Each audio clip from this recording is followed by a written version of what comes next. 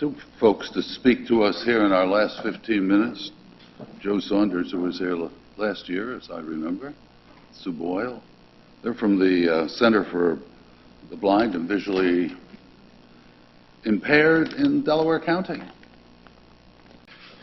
Good afternoon, everyone.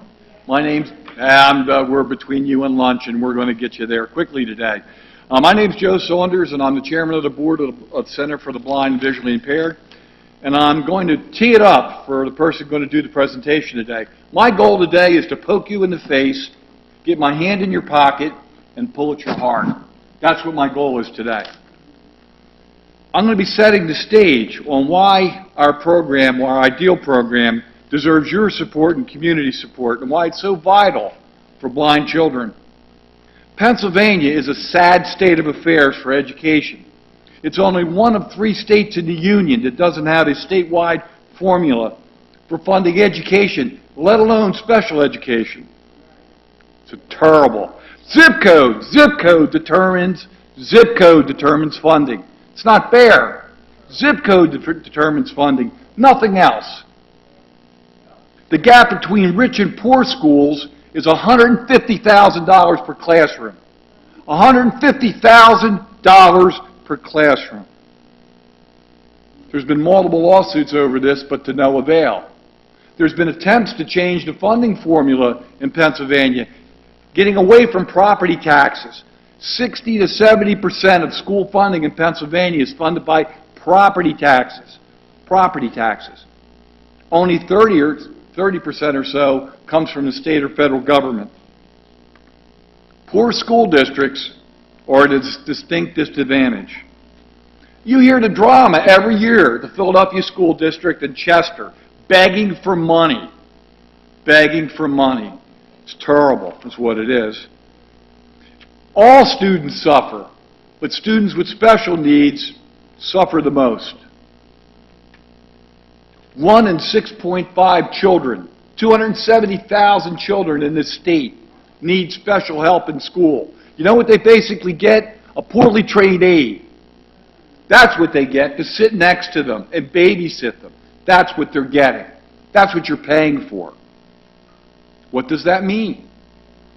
It means teachers, school nurses, if they have one, counselors, there's none in Philadelphia, don't have those either, and state agencies like BVBS, Vision Corps, and ourselves, are struggle to give children, blind children, what they need and deserve to prosper. What ends up happening? Children that aren't properly helped early with a disability, especially blindness, are doomed to fail.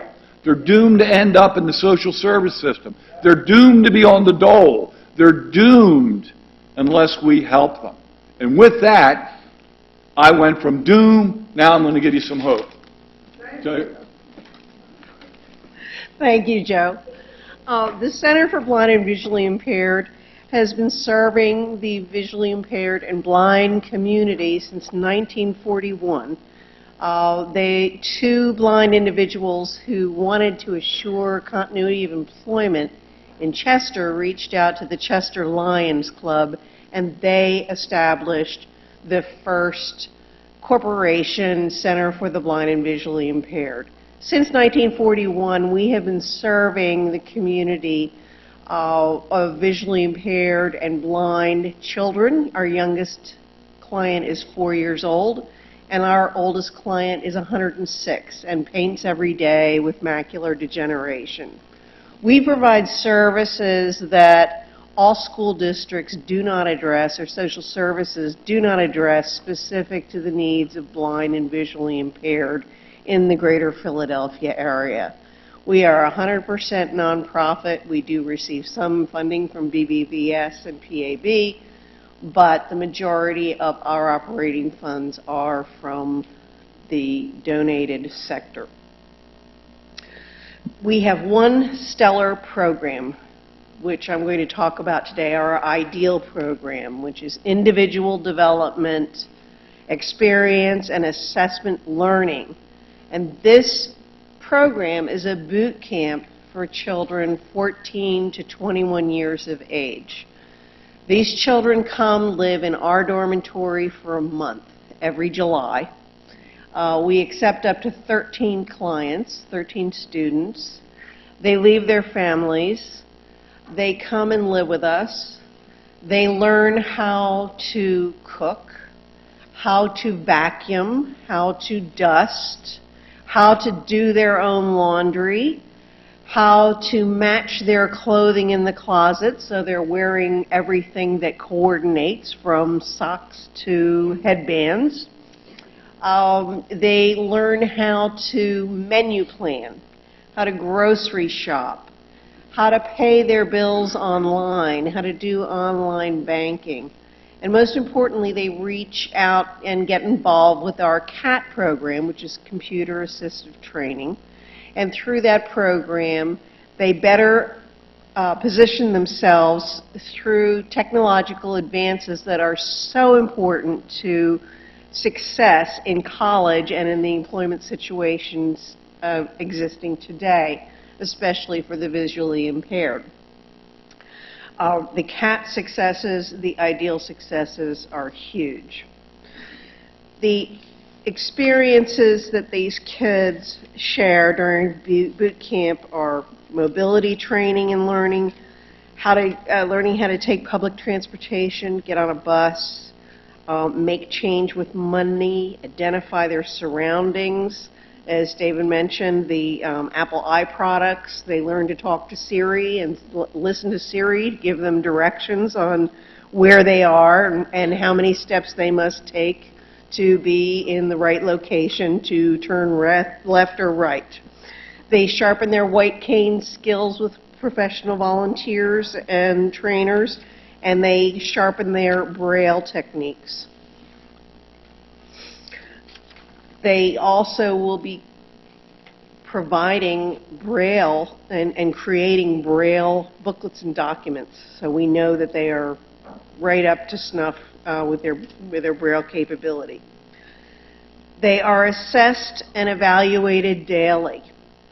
They build relationships with the people that are training them. They build relationships with other blind children and visually impaired children.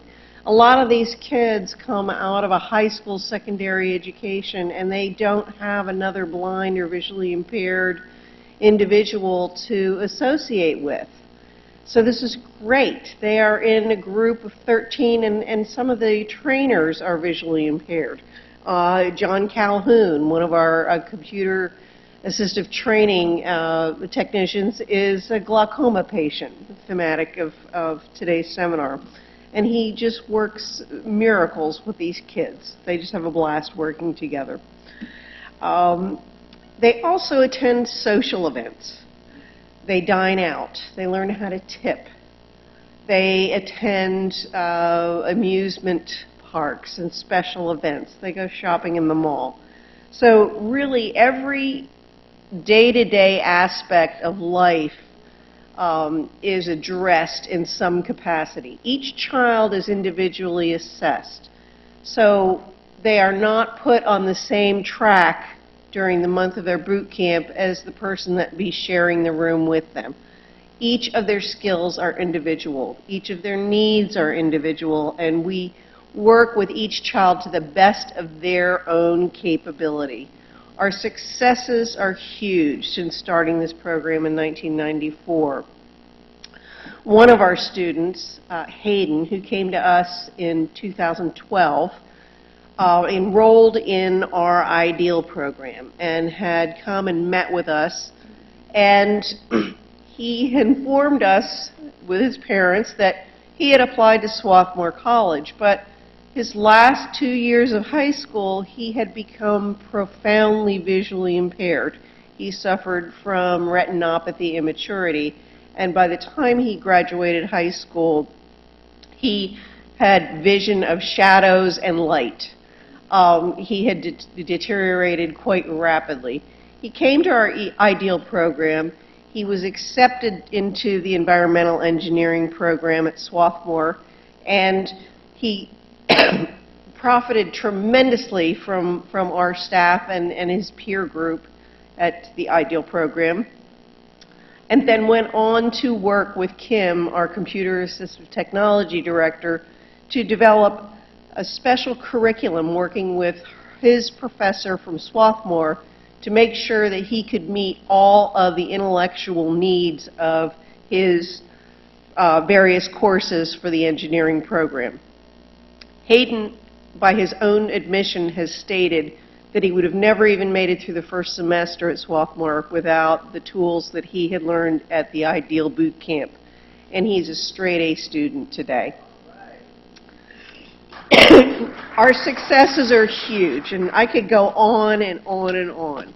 But every student leaves with terrific current skills, fond memories, new friends, and a self-confidence that move them forward in life in an independent and productive life in society. We know that they are a phone call away, and they know we are a phone call away. If they encounter a situation such as Hayden had, they can call us up, and we will continue to assist them with the latest technologies to make sure they're a success. That goes on to other relationships throughout Center for the Blind and Visually Impaired, which I won't go into today because I know you're all hungry. But none of this happens without the support of the greater Philadelphia area. And we will appeal to you to ask you to find a way to contribute to our successful program and allow us to continue and build that program. We're only serving 13 children each summer. That means there are hundreds others that are left unserved and disadvantaged because they are not given the skills that they need to be successful individuals in the community. We also ask the medical community to please gladly make referrals so your patients can have a successful start in the academic and professional world that they're stepping into as they graduate high school. I thank you and enjoy your lunch.